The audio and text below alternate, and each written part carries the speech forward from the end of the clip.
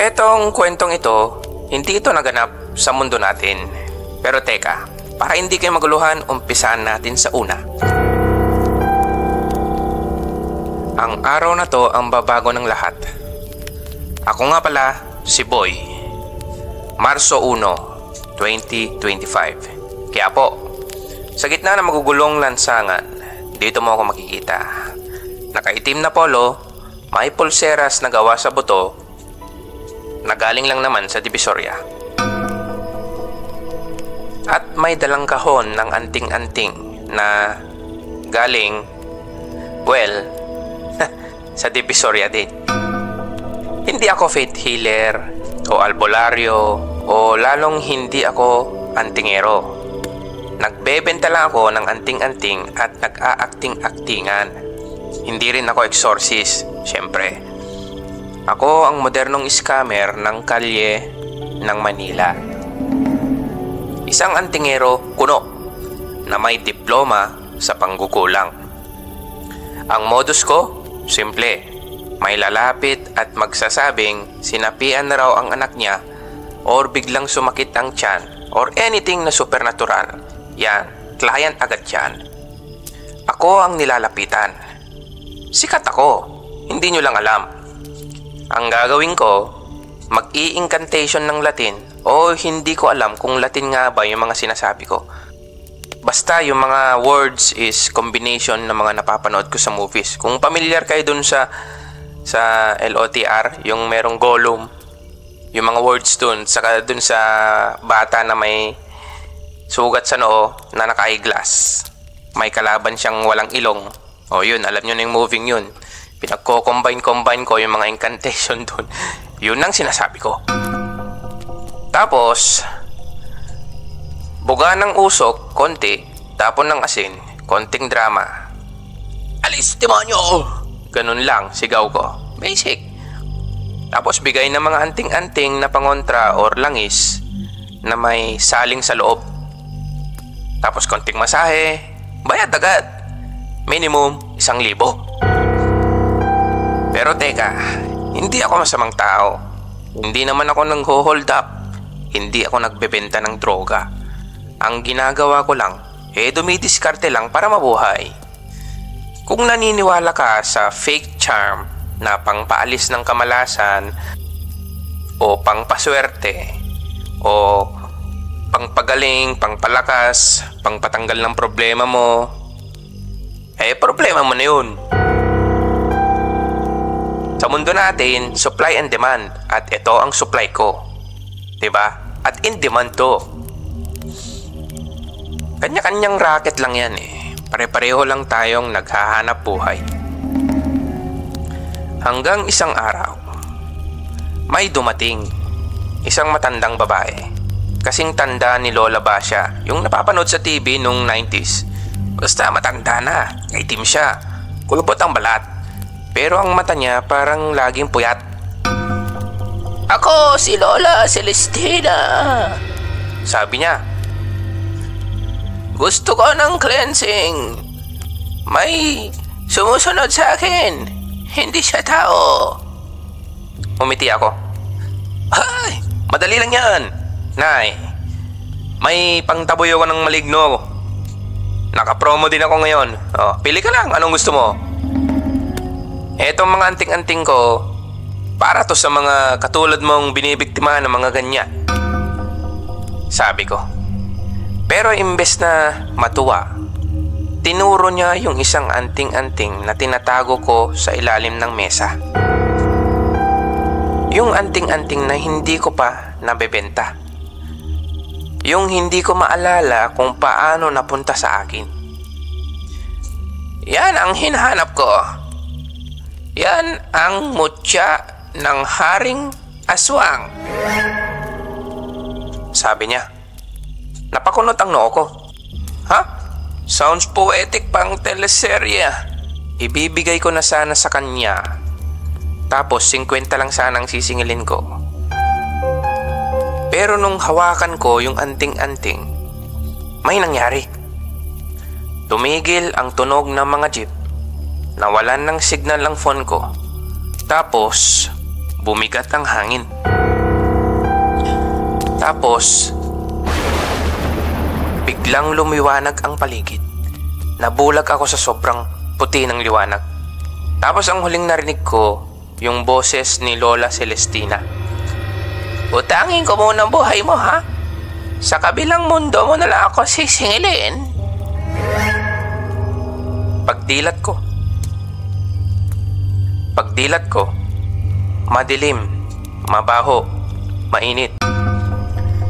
Parang napadpad ako sa loob ng tiyan ng nabubulok na kalabaw.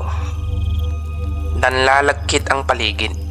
Parang dugo at laway ang sahig. Pero hindi yun ang pinakakakaiba. Yung katawan ko, mabigat, mainit, humihinga pero parang may hinihigop ako mula sa paligid. Napatingin ako sa kamay ko. Hindi na siya yung kamay ng tao. Mahaba ang kuko, itim ang balat, may halong balahibo. At yung mga mata ko, nung tumingin ako sa salamin, sa sobrang liwanag, kitang-kita ko kahit madilim ang paligid. Napaungol ako, hindi dahil sa sakit, hindi gutom sa pagkain. Gutom na hindi ko maintindihan. Pambihira! Anong klaseng trip to? Sigaw ng isip ko. Pero bago pa ako makareact, may dumating. 3 nilalang. Ang lalaki nila. Tapos may baluti parang nasa cosplay. Pero sa totoo, mga sundalo silang halimaw. Huli ka! Sigaw nila. Ang pinakahuling buhay sa lahi ng mga sinaunang aswang. Pumutok ang sibat nila. Palakol. Isang nilalang ang lumundag papunta sa akin.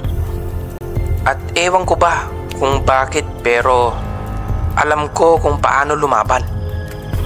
Lumundag ako. Kumagat. Lumuwa ng dugo. Tapos, parang instinct, sinipsip ko ang kaluluwa nung isang napuruhan ko. Para akong nakainom ng matapang na kape at Red Bull sabay. Yun yung pakiramdam ko. Tumalim ang paningin ko. Lalong lumakas ang katawan ko.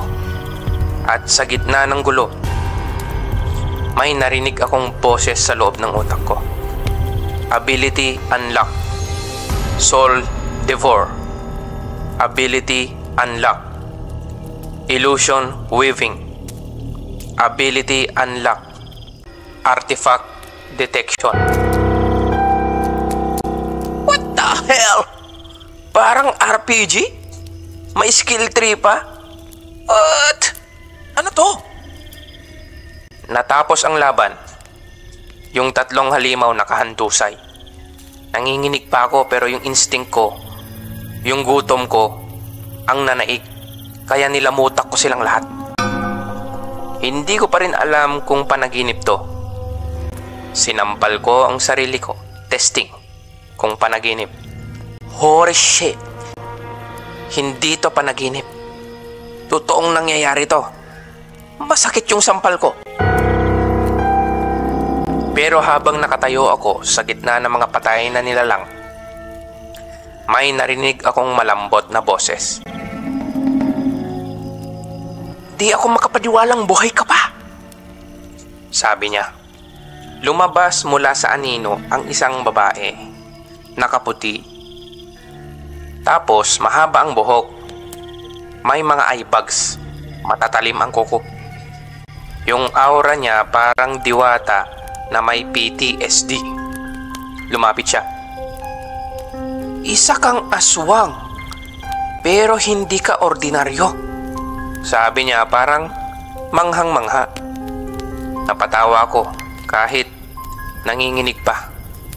Ate, promise hindi ako aswang. Pero kung totoo to, teka. Napatigil ako at napangisi.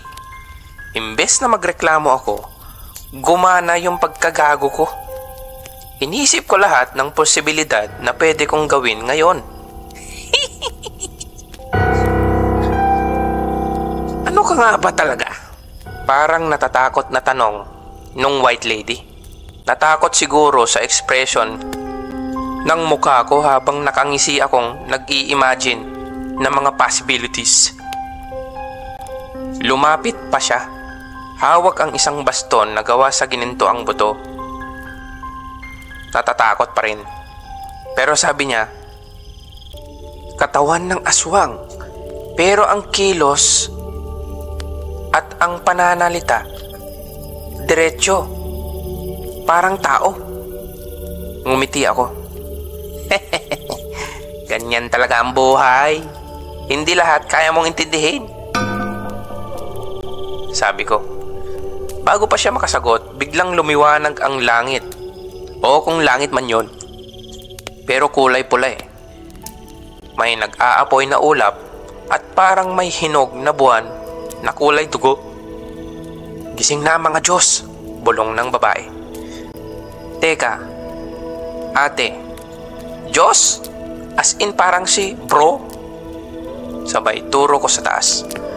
Napatingin siya sa kalangitan. Hindi ko alam kung alin sa mga Diyos ang sinasabi mong bro.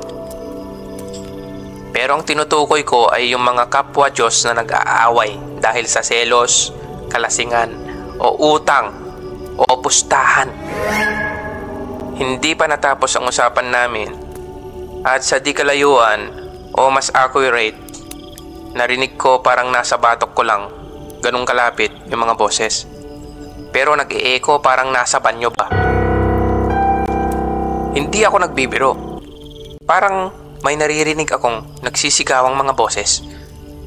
Akin ang bundok na yan, sigaw nung isa. Hoy, hindi mo pa na binabayaran yung talo mo nung nakaraan. Akin na lang yung alaga mo, gagawin kong alila. Padala mo na dito yan, pwede na yan. Alak pa! Puchik, anong klase mga Diyos to? Pero pinagwalang bahala ko na lang. Ang pangalan pala ng babaeng tumulong sa akin ay Mira. Isang babaylan. Hindi pala white lady. Puyat lang pala. Pero hindi yung girl type na mabait. Siya yung tipong may trauma, exorcism scars, at psychic visions na parang binugbog ng mga ghosts. Medyo napatagal ang usapan namin. Sobrang dami kong tanong, pero basta, ayon sa kanya, nasa mundo ako na kung saan may kanya-kanyang paniniwala, kultura, at kanya-kanyang pangayan. Ang mga nilalang, nahati-hati ang mga puok sa iba't ibang pamumuno ng iba't ibang lahi.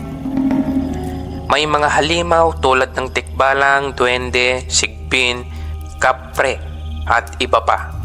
Kasama rin ang mga diwata, even humans. Lahat nandito, pati mga elemento. Nagkakasama pero nagkakagulo. At ako na lang ang natitirang buhay sa lahi ng mga aswang. Pambihira, dying breed pa ako. At ang mga Diyos naman, minsan nagiging sponsor sila. Yung bang parang bibigyan kanila ng blessings pag nagustuhan kanila. Yung blessings parang abilidad daw. Iba't ibang klaseng skills. Depende sa Diyos na mag-i-sponsor sa'yo. Pero yun lang ang pwede nilang gawin. After kabigyan ng blessing, wala na silang pake. Pero maswerte ka na pag may blessing ka kasi hindi lahat nabibigyan nun. Basta ang gusto lang ng mga Diyos dito, may sumasamba sa kanila. Masaya na sila. Kung wala, dead ma, all goods, inom. May mga dambanang iniwan lang, sabi ni Mira habang naglalakad kami sa isang kagubatan ng lumot at buto. Mga altar ng mga Diyos na nilimot, hindi na pinupuntahan. Kumbaga expired na. Doon ako na curious. May napuntahan akong ganun sabi ko. Parang kuweba na may altar pero sira na ang rebulto. May sulat pa sa gilid at sa likod. Para sa Diyos ng panlilinlang. Bigla siyang huminto. Ha? Ang dambanang iyon ay itinakwil. Walang gustong lapitan yon. Delikado. Nagkatinginan kami. Pareho kaming alam ang ibig sabihin. Delikado sa iba, pero ideal para sa tulad kong alam mo na.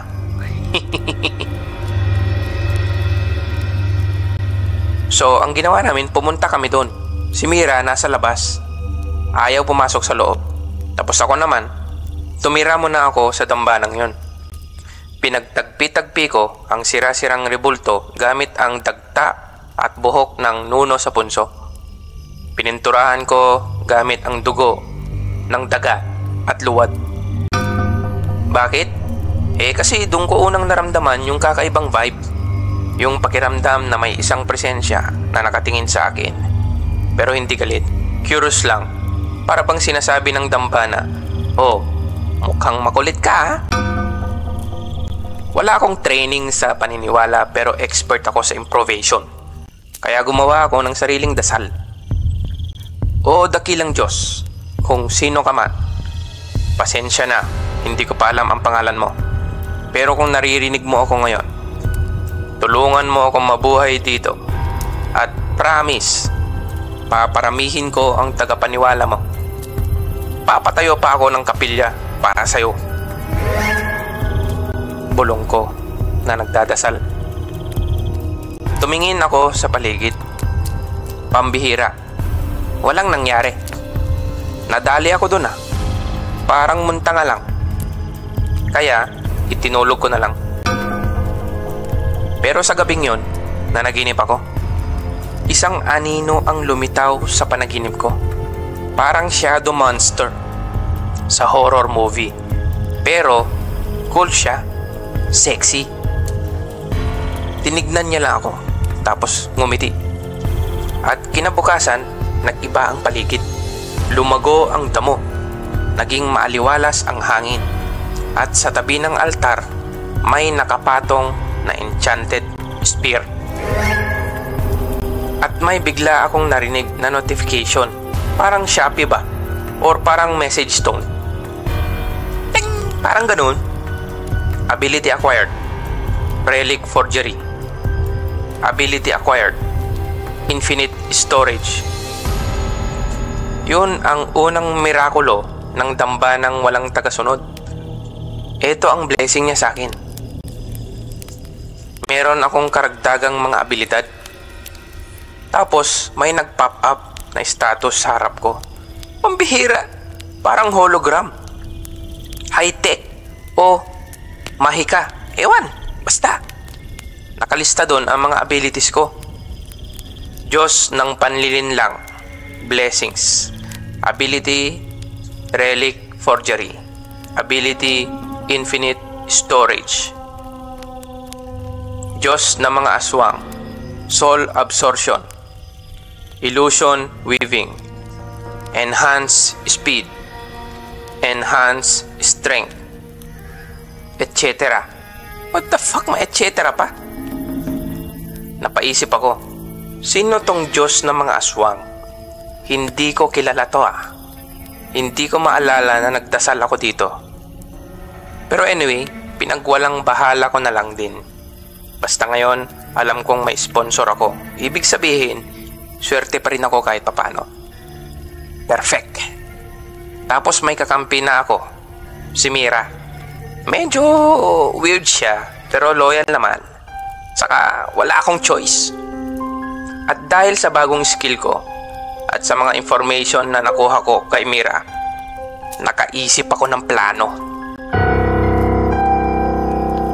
Ayon kay Mira, meron isang nayon dito na naniniwala sa isang Diyos o lakan ng dilim, pero hindi nila sigurado kung anong itsura nito. Kaya ang ginawa namin, pumunta kami sa nayon na yon. Ang nayon na yon ay mga halimaw na naniniwala sa isang kulto. Isa silang kulto. Sumasamba sila sa dugo ng sinaunang halimaw. Pero hindi nila sure kung anong halimaw yun. Mga blind followers ba? Para silang gothic kids na lasing sa sarili nilang lore. It's showtime. Lumapit ako. Suot ang lumang damit na ginagamit ko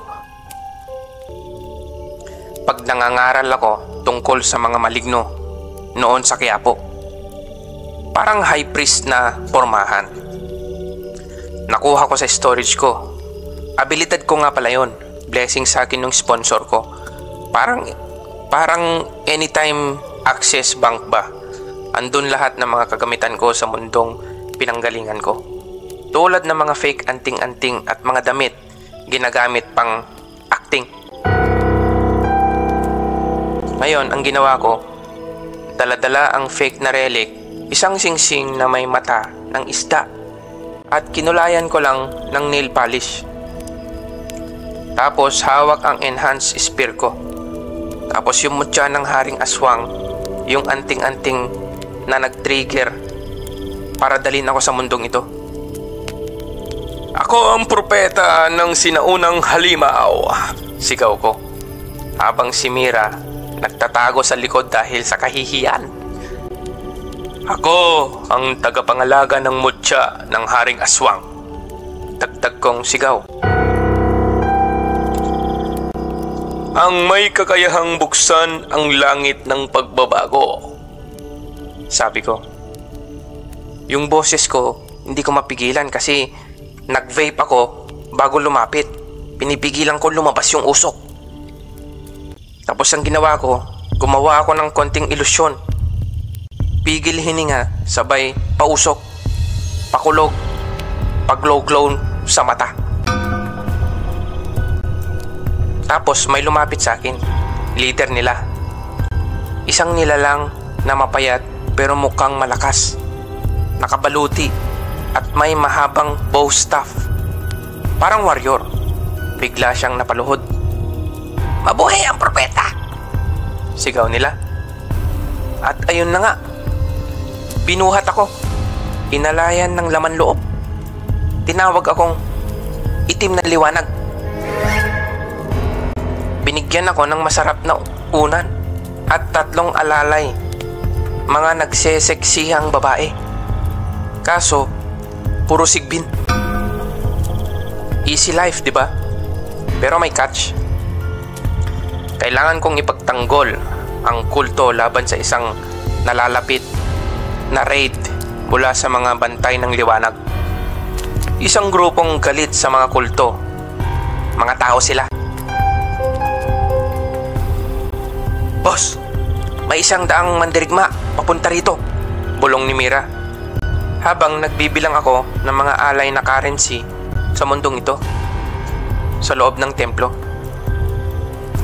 Laban tayo o takas? Sabi ni Mira. Tumingin ako sa paligid. Nasa altar ako. May mga relic sa paligid. May mga naniniwalang ako ang tagapagdala ng dilim. Napangiti ako. Lalaban tayo pero hindi tayo magpapakabayani. Gumawa ako ng isang illusion, isang trap.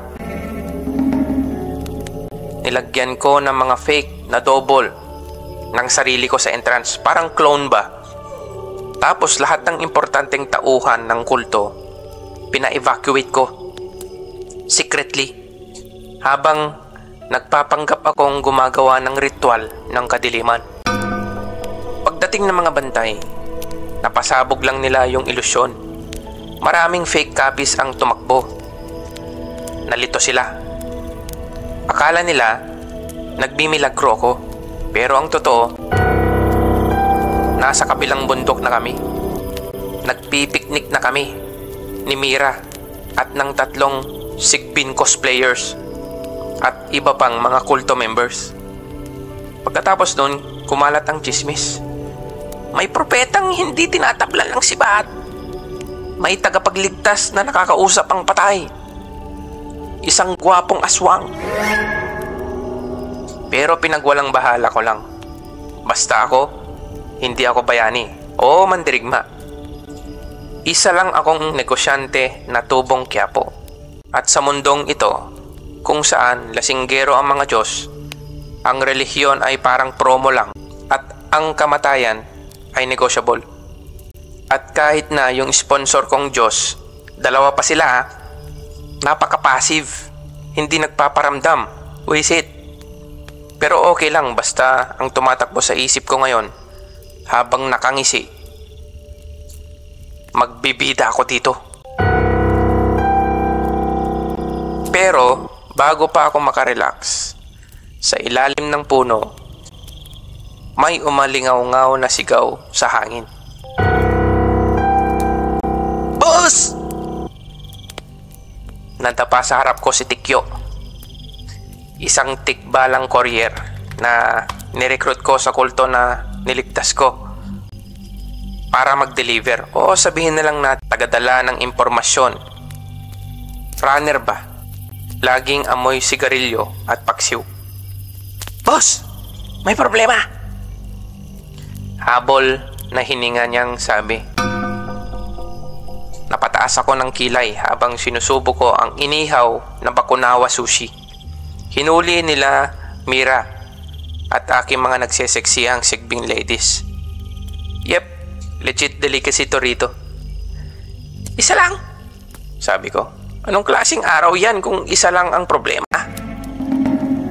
Galing sa timog, yung gubat, nagising, sabi niya. Ang tinutukoy niya, gubat ng mga nawawalang kaluluwa. Isang teritoryong nilalampasan ng kahit na anong nilalang. May sumpa raw kasi. Yung mga pumapasok, either mababaliw, mawawala sa sarili, o magiging gulay na puro sigaw, "Nanay ko po!"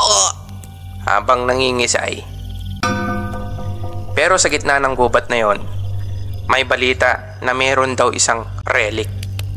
Hindi ordinaryo. Isa raw siyang pusong relic.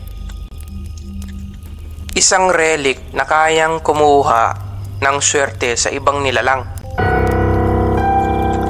Pusong itim ng bungisngis. At ito ang twist. Nakabaod daw sa dibdib ng bungisngis na hindi namamatay. Oh shit. Siyempre na-curious ako. Huwag na natin puntahan, sabi ni Mira. Delikado. Exactly, sabi ko.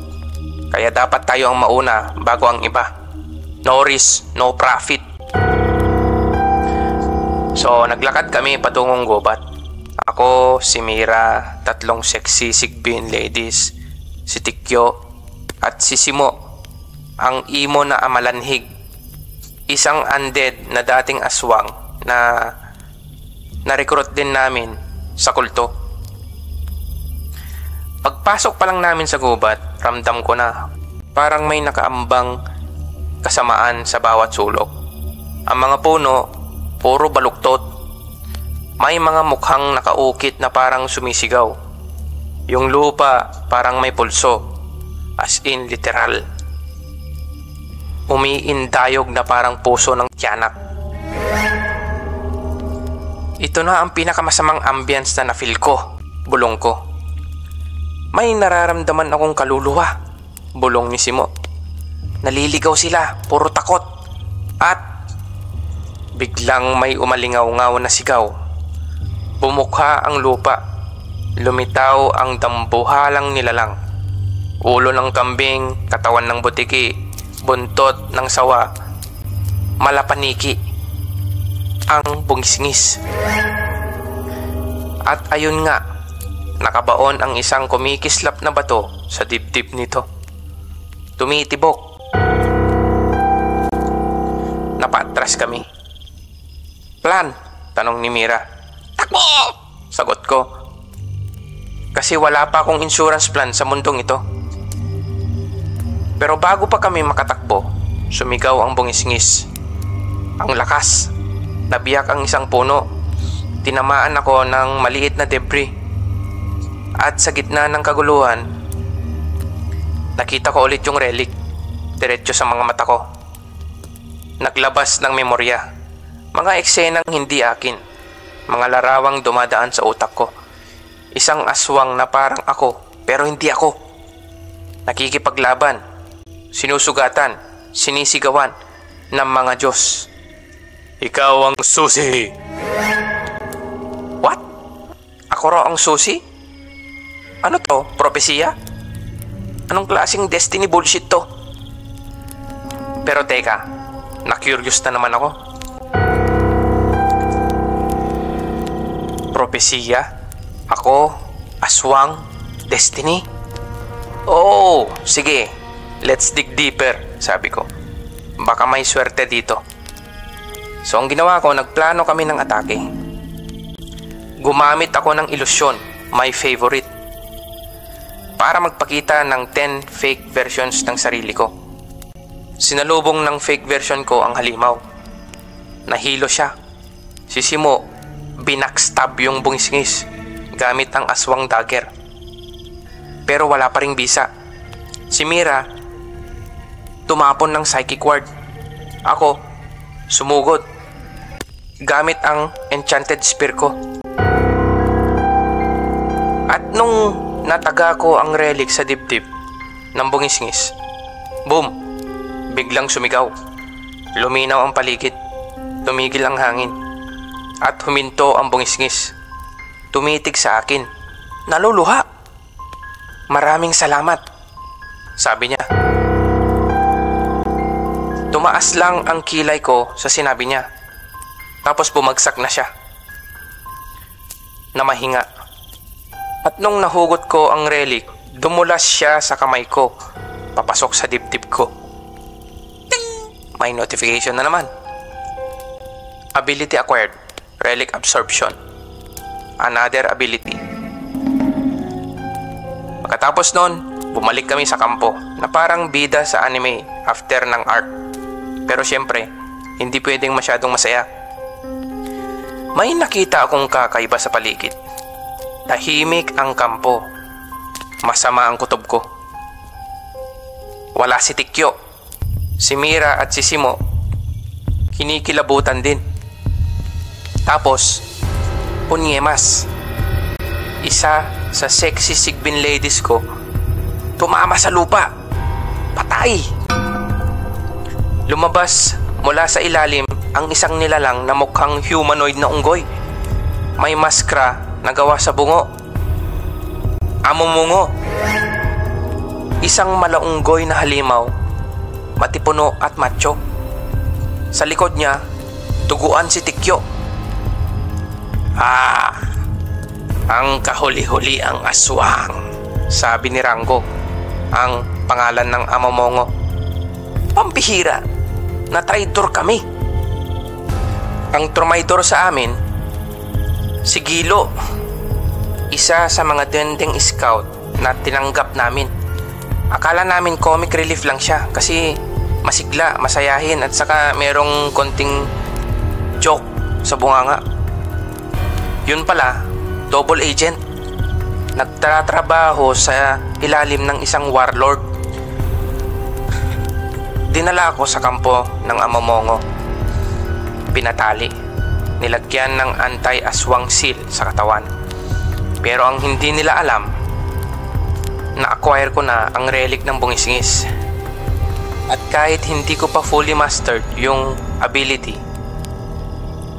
meron akong trick sa ilalim ng kuko. Habang kinakausap ako ni Rango sa kanyang tent, literal na tent na gawa sa balat ng kung ano mang halimaw yun, nagsimula na akong nagtimpla ng plano. Mag-isa ka na lang sa mundong ito. Wala ka ng kalahi, sabi niya. Sabi nga ng ex ko, I'm good at pretending, sagot ko. Sabay ngisi. Napatingin lang si Rango. Ginamit ko ang bagong nakuha kong relic absorption para i-absorb ang seal. Tapos nung natanggal yung seal, bumuo ako ng isang ilusyon sa paligid niya. Hindi niya naramdaman. Pinaikot ko ang tent sa paningin niya. Pinalitan ko ang paligid. Ginawa kong parang impyerno. May mga multo ng mga pinatay niya. Nakatitig siya. Nataranta. At bago pa siya makareact, pinatama ko siya sa trap na nilagay ko sa ilalim ng lamesa.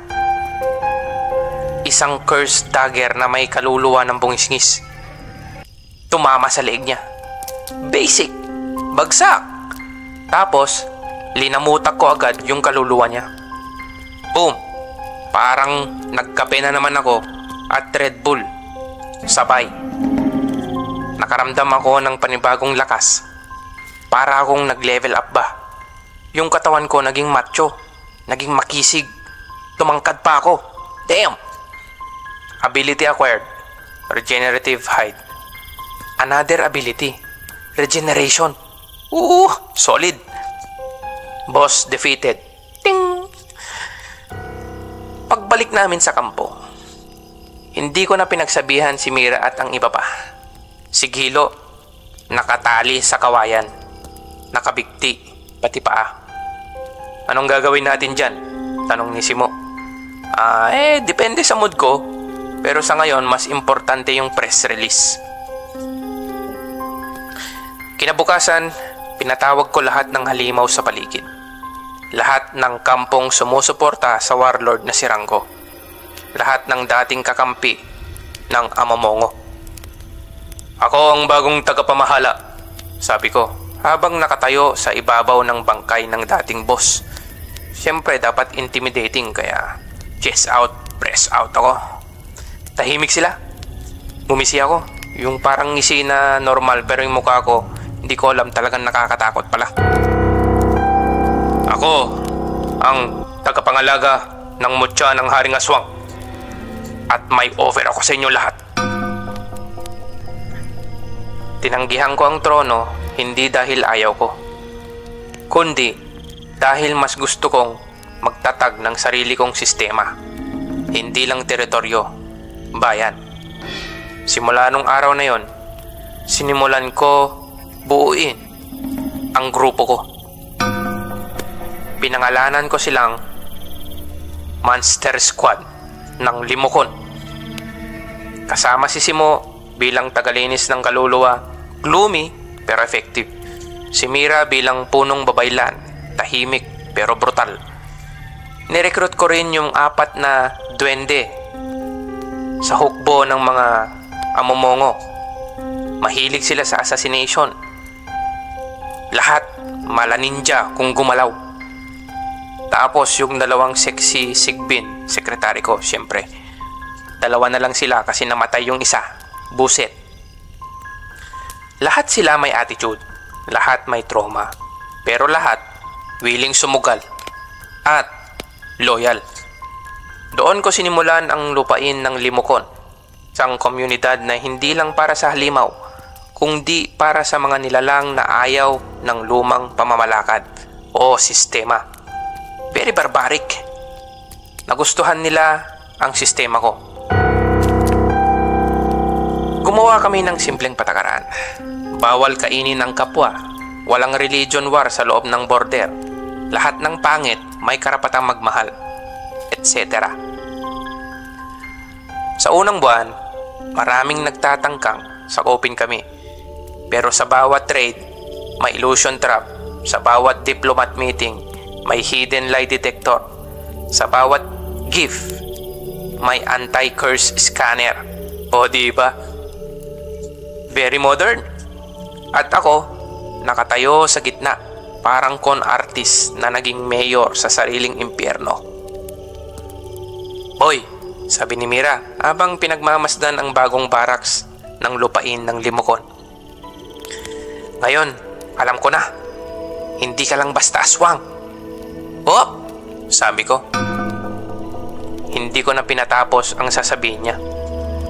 Habang ang mundo ay patuloy sa pagkawatak-watak, habang ang mga Diyos ay busy naglalasing, at ang mga propesiya ay ginagamit na lang pambalot ng kape, sabi ko, Promise, hindi ako aswang.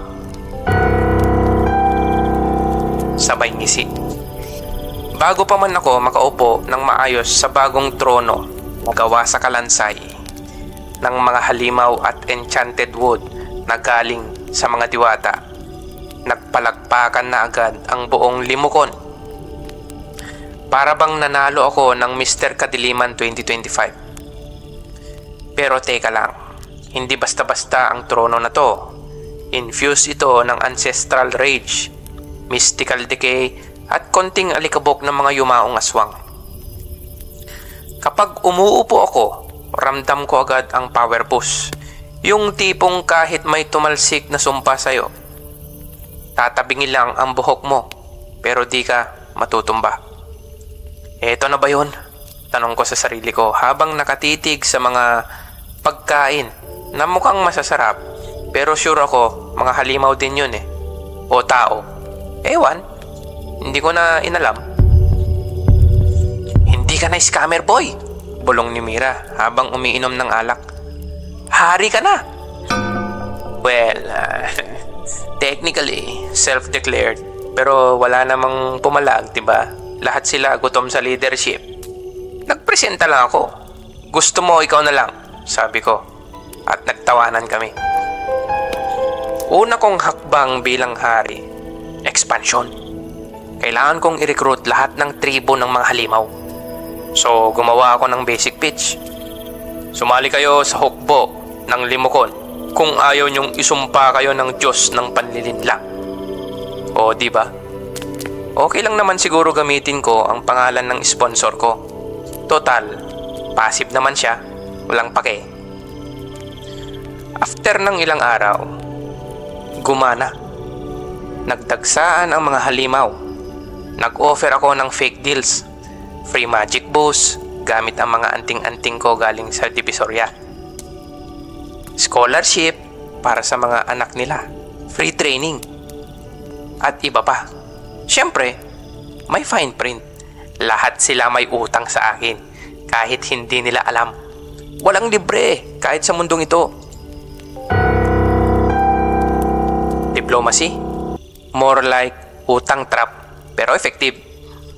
Habang busy kami sa recruitment drive, sumiklab ang gulo sa timog. Labanan ng mga diwata at mga tao. Sila sa taas, kami sa ilalim. Ang sweet spot? Middleman ako. Nag-leak ako ng fake intel sa magkabilang panig. Sa diwata, kunwari pasasabugin daw ang sacred forest nila ng mga tao. Tapos sa kabilang kampo, ang pinarating kong info, ang mga diwata may secret weapon na nakaka-brainwash. Tapos para mas effective, bumuo ako ng assassin squad. Pinamasaker ko nang hindi nila alam yung mga kampo sa gilid ng magkabilang panig. Pinagmaskara ko yung elite group ko representing each race. Tapos pinamunuan ito ni Tikyo. Boom! Effective! O di labanan ngayon. Damay lahat. Ako, sinamantala ko ang sitwasyon. Nagbenta ako ng anti-magic shampoo at mga invisible shield at mga iba pang produkto. Tapos, sinamahan ko na rin ng pagbebenta ng sandata na gawa sa limukon. O di ang lakas ng kita ko ngayon. Win-win. Humina ang magkabilang panig, tapos kami unti-unting lumalakas. Habang busy ako sa pag-i-enjoy ng mga profits ko, may dumating. Isang very willing na recruit. Gustong sumali sa hukbo ng limukon. Isang sigbin na may fire powers. Unique. Pero wild, parang galit sa mundo. Sinipa niya yung isa sa mga duwende ko. So nag-decide ako, i-domesticate ko siya. Ginamit ko ang power of pakulo. Ginamitan ko siya ng specialty sales stock ko. Binigyan ko siya ng sari-saring anting-anting. Tapos damit at baluti.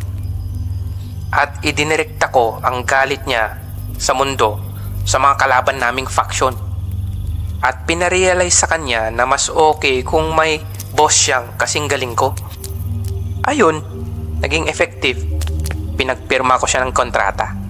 Not knowing na yung kontratang pinapirma ko, forever. So, ang nangyari, slave ko siya. Pag tinraidor ako, todas siya. Kasi merong selyo sa pinirmahan niyang kontrata. Di ba? Instant loyal alila. Tapos every time na malamig, pasisingawin ko lang siya. O, di ba? Win-win. Pero hindi puro saya. May grupo ng mga halimaw na nagsisimulang nagre-reklamo. Masyado daw makatao yung sistema ko. King ina, tao naman talaga ako eh. Ba't kasi ako tinatawag nilang aswang? Anyway, sa bagay yung sistema ko, pang tao talaga. Tapos yung sungay ko, tinago ko gamit ang illusion kaya mukha akong tao. Saka pumogi rin kasi ako lalo eh. Kaya siguro ganun. Pero ayos lang. Pinatawag ko sila. Pinalibutan ko ng illusion walls. Pinanood nila ang sarili nilang betrayal sa replay. Live! Nilive ko! Tapos ang ginawa ko, public execution. Parang talent show. Pero ang scorecard, death count. Ewan ko kung bakit wala akong konsensya sa pag-execute sa kanila. Siguro mga halimaw sila. O ako yung halimaw. Basta simula nun, after nang nag-set ako ng example, nagsimula akong mag-rebrand. Hindi fear-based leadership. Loyalty by spectacle. At effective naman. Next agenda, dungeon raid. May chismis sa ilalim ng bundok bughaw. May kulungan ng mga bumagsak na Panginoon. Siyempre, interested ako. Sure yan, madaming relics dyan or treasures. Pumasok kami ni Mira at Simo. Parang haunted library ng mga engkanto. May mga pader, may mga ukit na nakakaiyak sa sobrang creepy. Nakita namin ang mural. Isang propesiya ng sinungaling na hari ang magbubukas ng sealed fragment. What the fuck? Parang pinapatamaan ako nito So, di binuksan ko. Shadows everywhere. Halos nawalan kami ng hininga. At halos mamatay si Simo. Pero worth it kasi amalanhig pala si Simo. Isang undead reanimated corpse. Aswang. Nakakuha ako ng isang god fragment. Ting! Notification na naman. Ability acquired. Marka ng kadiliman. Uri. Sumpa. Kayang markahan kahit na sino man ang isang tao o nilalang gamit ang tatak ng kadiliman. Isang selyong hindi nakikita ng karamihan. Unti-unting sinisipsip ang buhay ng biktima kaya nagiging malas o marupok at palpak ang kanilang kilos. O diba? Sabi ko na meron akong makukuha dito. Pagbalik ko sa kampo, may bago na akong vibe. Hindi lang pang scammer, pang demigod na. May boses sa paligid, mga anino na bumubulong. Pero pinagwalang bahala ko lang kasi may lumapit na intel. Yung corrupt kingdom of Chorus sinisimulang manghuli ng halimaw para gawing slave sa minahan. Nung narinig ko yung balita, parang tumaas yung blood pressure ko. Ano to? May feelings na ako sa mga halimaw? Nababad trip ako sa ginawa ng mga tao? O ayaw ko lang na tinitira ako patalikod? O baka tumaas na ang ego ko? Anyway, gusto nila ng gulo? War mode activated. Nag-declare ako ng open war. Lahat ng halimaw kong loyal, ready. Ang lupain ng Limukon, hindi na lang safe haven. Isa na kaming superpower. Pero teka, bago ako magpaulan ng kaguluhan, napatingin ako sa langit. May gumagalaw sa ulap. May paparating. At hindi siya ordinaryo. Puking ina! Bulong ko. Akala ko tapos na ang drama. Akala ko once maging hari, ako nang lupain ng limokon. All chill na lang. Konting utos, konting barbecue. Tapos na. Pero hindi. Kasi isang araw habang nagsusulat ako ng bagong batas para sa halimaw na ayaw maligo. Oo, may ganun. Biglang pumasok si Simo. Pawis. Nanginginig. May bisita ka, sabi niya. Tell them to get the number at kumuha ng appointment form. Sagot ko. Hindi pwede. Hindi siya nilalang sa mundong ibabaw, sabi niya. Napatingin ako sa kanya. Sabi ko, okay.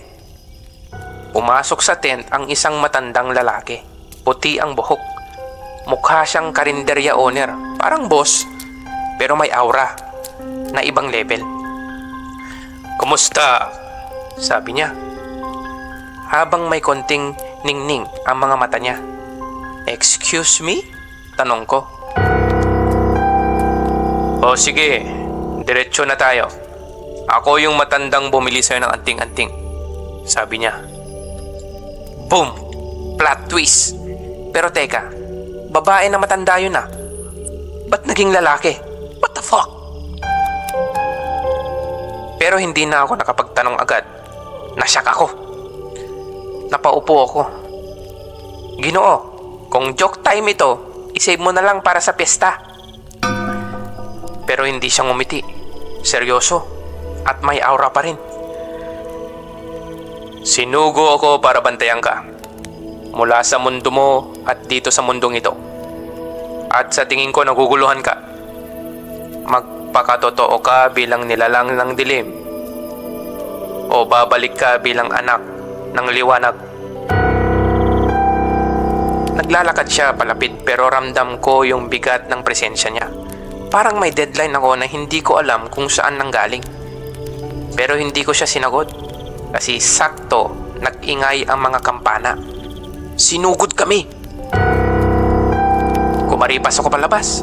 Kasama si Mira, Simo, pati yung Sigbin mascot kong Alila. Naglalabas ng apoy kapag kinakabahan. Yung Sigbin ladies ko, hindi ko na pinasama. Mukhang marurupok. Baka mamatay pa. Sa harap ng gate ng lupain ng Limokon, may nakatayo. Poging lalaki. Hindi pala. Hindi ganun kapogi. 5'10". May glowing sword. May jacket na mukhang anime protagonist. May tsapa. Namumukhaan ko yung tsapa na yun. Starbucks logo. What the fuck? Boy, sabi ni Mira. Mukhang kapareho mo siya. Mukhang galing sa mundo mo. Nagsalita yung hindi kapogi ang lalaki. Tama siya. Pinadala ako ng hari ng chorus, sabi ng lalaki. Ako si Leo, dating barista ngayon, defender ng justice. Isang Pinoy na ililigtas ang mundong ito mula sa demonyong katulad mo. What the fuck? Napaka-cheesy ng mga lines niya. Ako, pambihira. Ba't bigla-biglang may ganito? Parang ako pa ang kalaban ngayon ah. Pero sige, game. Pinanindigan ko ang pagiging kontrabida sa istorya niya. Welcome to my kingdom, Leo, sabi ko. Siyempre nag-acting-actingan na ako. Parang ano na to movie. You want kape? O gusto mong mamatay sa overdose? Ngumiti siya. Hindi kita papatayin. Babaguhin lang kita. Dahil kahit halimaw ka na ngayon, alam kong may puso ka pa rin. Come to the good side, bro. At sinundan yun ng dramatic na music. Hindi ko alam kung may speaker siya sa puwet o magic effect. Pambihira. Napaka-cringy. Nagharap kami sa gitna ng town plaza. Lahat ng halimaw nag-cheer. Para kaming season finale ng isang action teleserye. Imbes na gera, naging one-on-one. Pero habang naglalaban kami, may nararamdaman akong kakaiba. Bawat hampas ni Leo may dating sa akin. Hindi lang sa katawan, pati sa loob. Parang may parte sa akin na natutunaw. At narinig ko na naman yung boses. Hindi mo na siya mapipigilan. Kasi ikaw rin, unti-unting nagiging siya. Medyo naalipad-paran ako. Tapos may nagpakitang vision. Pero hindi yun masaya. Yung ngiti niya parang may sakit. Parang gutom na matagal nang hindi natutukunan. At naramdaman ko, unti-unti nang nakikimerge yung kaluluwa niya sa akin. Ang hari ng aswang, sabi ng matandang Diyos na bayer ko. Bumabalik ang espiritu niya sa katawan na yan, sabi ng bayer kong matanda. Pambihira, plot twist ulit. Napatigil ako sa laban. Si Leo tumigil din. Labanan mo, sabi niya. You're better than that, bro. Pero huli na. Tumawa ako. Pero hindi ko tawa. Iba yung tunog. Parang may dalawang tawa na sabay. Yung isa sa akin. Yung isa, hindi ko alam kung sino. Pero alam ng diwa ko na tumatawa din ako. Ibig sabihin ba nun, parang dalawa kaming tumatawa? Connected at in sync? Biglang tahimik na ang kampo. Lahat ng tao at mga halimaw. Pero ako, naglalakad mag-isa. Ang mga anino sumusunod sa galaw ko. Parang may buhay sila, may isip, may agenda. At nang tumingin ako sa salamin, nagawa sa itim na obsidian, hindi ko nakita ang sarili kong mukha. Mukha ng hari ng mga aswang, may sungay, mapupula at makikinang ang mata. Macho guwapito. Siya na ako at ako na siya. Magulo! Basta parang nagkaka-iskizo na ako. Dalawang ugali, dalawang personality. Tapos, lumitaw ulit yung matandang Diyos na bayer ko. Handa ka na, sabi niya. What the fuck, saan ako handa? Pwede ka nang pumili.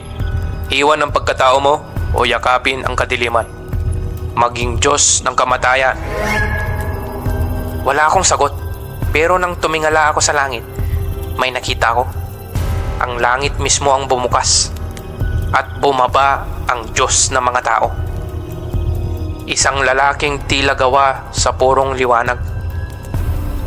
Nakasakay sa agila na gawa sa dasal at pag-asa. Hoy! Bulong ni Mira. Siya ang totoong kalaban. Mumiti ako. Ganun ba? Di fight! Instinct ko ang gumalaw para bang mortal na kalaban ng lahi ko, yung bumababang Diyos. Parang nagiging iisang tao kami nung isang nilalang sa utak ko, yung hari ng mga aswang ba. Tumalon ako sa ere. Tinanggap ko na ang pagkatao ko. Pinalot ng anino ang katawan ko. Sa kamay ko, sumulpot ang isang trident na gawa sa mga relic ng mga patay na Diyos.